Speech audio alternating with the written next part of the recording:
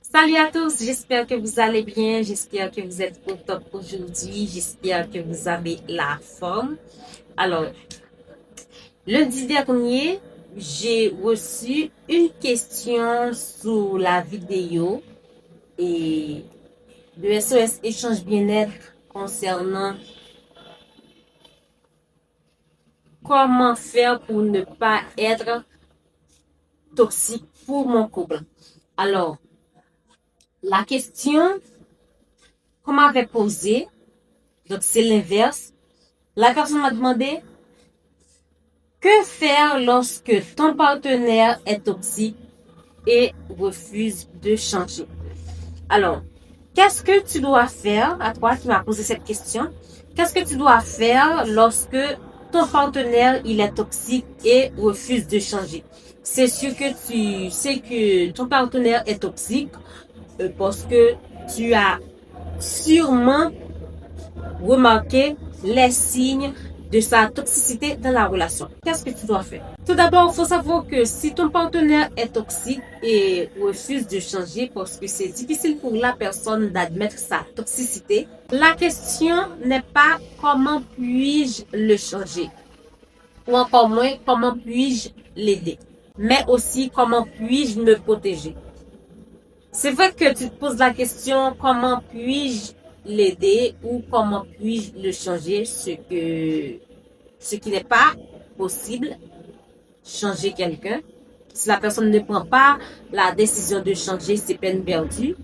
Tu peux essayer d'influencer quelqu'un de par ton comportement, langage, ton amour et tout ça, mais le changer s'il veut pas, si la personne ne veut pas changer, donc et ça ne marchera pas.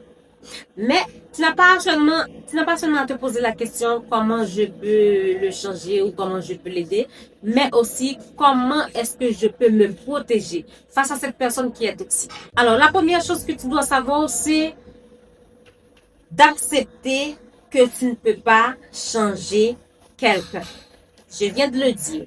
Si la personne ne veut pas changer, si la personne ne prend pas la décision de changer, tu peux pas changer cette personne.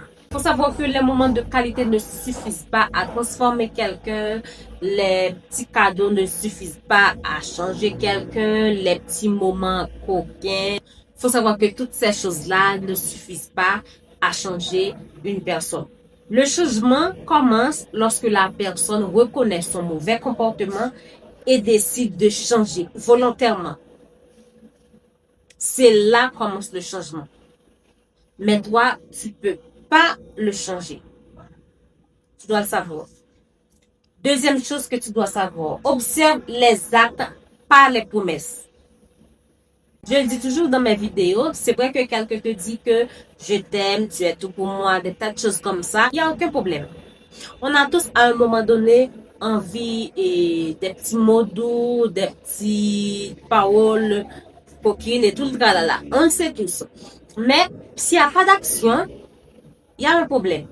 Tu me dis que tu m'aimes, il n'y a aucun problème, mais tu fais quoi pour me le démontrer? Quelle action tu fais? Parce que les actions pèsent beaucoup plus lourd que les paroles. Les paroles s'en vont. Les paroles s'en vont. Mais les actions, les sacrifices, ça va rester gravé en vous. Alors, c'est très important d'observer ces actes, pas les promesses. Souvent, on a toujours tendance à rester focus sur les promesses. Il m'a promis ci, il m'a promis de quitter sa femme, il m'a promis de quitter sa fiancée, il m'a promis de m'épouser, tout le tralala.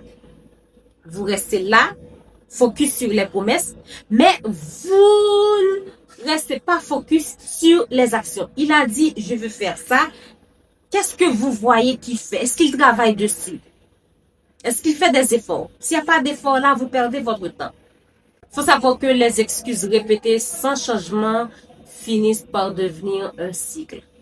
Voilà, je m'excuse, je n'aurais pas dû, voilà, et la personne ne change pas. La personne te fait des promesses, je te promets si, la personne ne fait aucune action. J'ai aucun problème, les paroles rassurent. Mais ce sont les actions qui font toute la différence. Ce sont les actions qui vont te montrer qu'il a envie de changer. Troisième chose que tu dois savoir, fixe des limites claires dans ton couple. Fixe des limites claires. J'ai parlé des limites dans plusieurs de mes vidéos et peu importe qu'on est marié ou on est en couple et tout le tralala, il y a des limites. Chaque personne est un individu. Il y a des limites de la relation. Que ce soit une relation de couple, relation et frère-sœur, relation amicale, relation et mari et femme. Il y a des limites.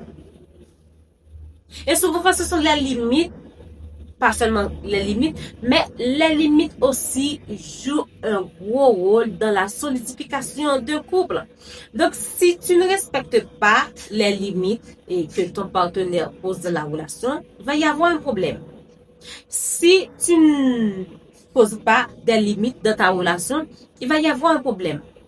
Par exemple, comme limite, je n'accepte pas que tu me parles comme ça. Je t'interdis de me parler comme ça. Je veux plus que tu me traites comme ça. Je veux pas que tu me traites et de cette façon. Je veux pas que tu... Des tas de choses comme ça.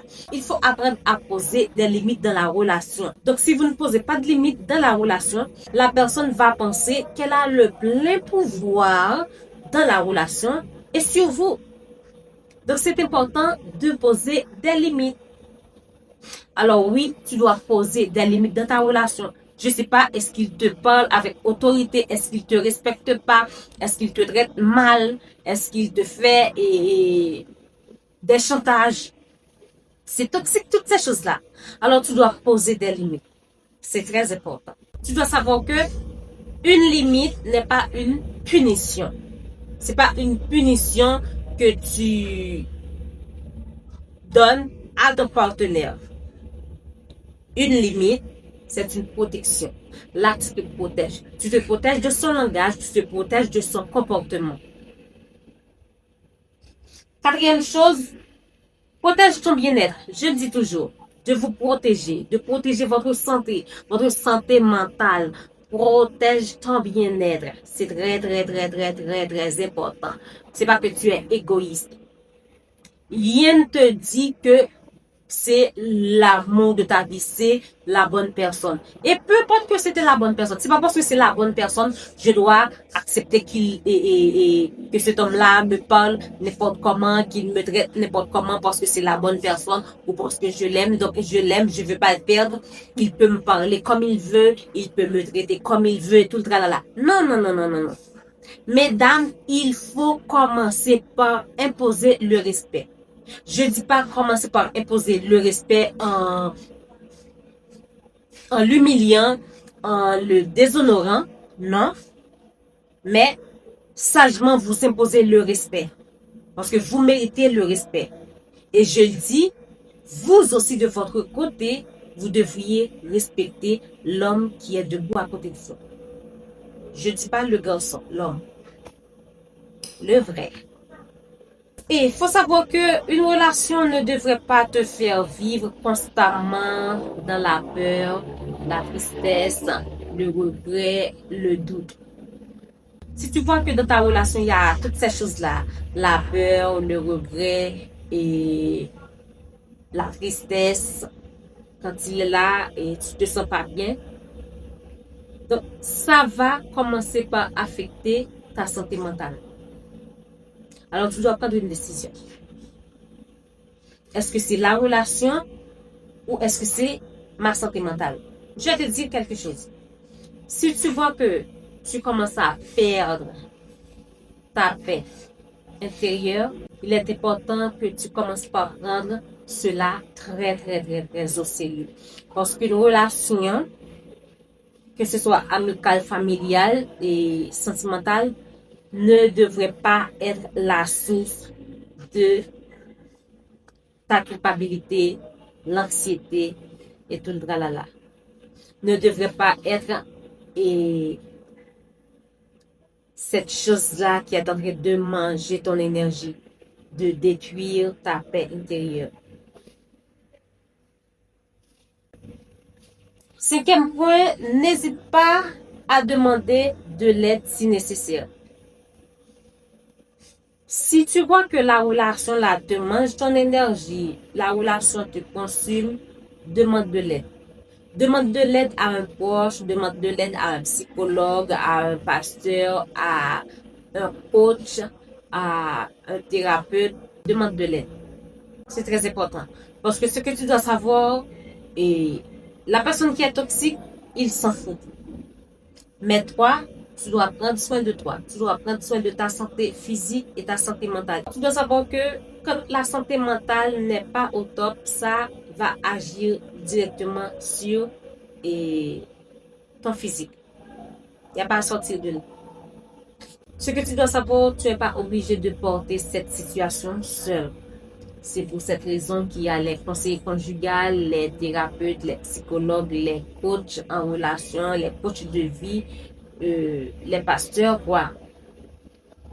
Demander conseil, consulter quelqu'un.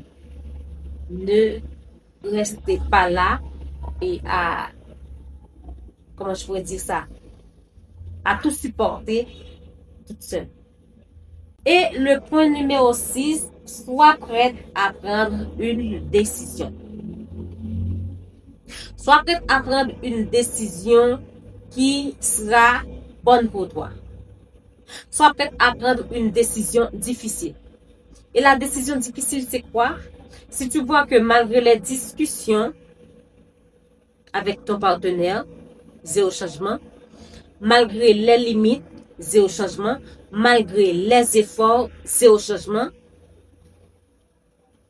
ça te prouve qu'il n'a pas envie de changer. Il n'a pas du tout envie de changer.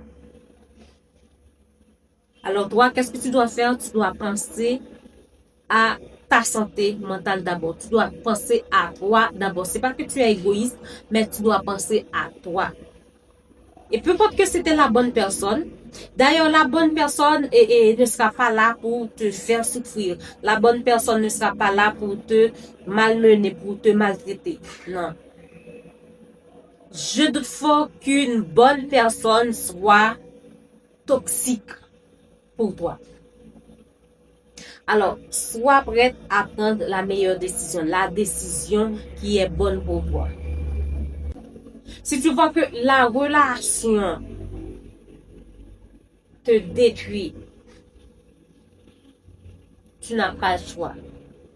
La décision difficile que tu vas devoir prendre, c'est de quitter la relation. Quitter la relation ne veut pas dire que tu as échoué.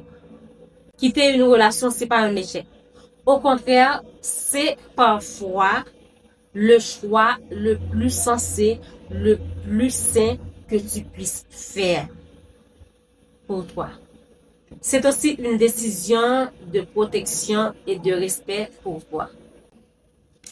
Alors, j'espère que j'ai été claire et dans cette vidéo, j'espère que les points que je t'ai soulevés là vont t'aider, vont t'ouvrir les yeux. J'espère que tu auras la force pour mettre en pratique ces 6 points, 6 clés, peu importe, que je viens de te partager. Alors pour finir, je voulais te dire que tu peux aimer quelqu'un sans accepter d'être maltraité. C'est pas le fait d'accepter que la personne te maltraite, te manque de respect, que tu l'aimes. Non. Tu peux aimer quelqu'un sans accepter que cette personne-là te maltraite. L'amour demande du respect, de la responsabilité, des efforts de la part des deux partenaires. Pas à sens unique, pas que toi, vous deux. Si une seule personne se bat pour sauver la relation, alors ce n'est plus un partenariat, ce n'est plus une relation. Et l'amour à sens unique, ça fait souffrir. J'espère que j'ai été claire et dans ma réponse, n'hésite pas de me poser tes questions en commentaire et si tu veux approfondir les choses avec moi, tu peux toujours réserver ta séance avec moi. Le lien se trouve dans la description. Bye bye.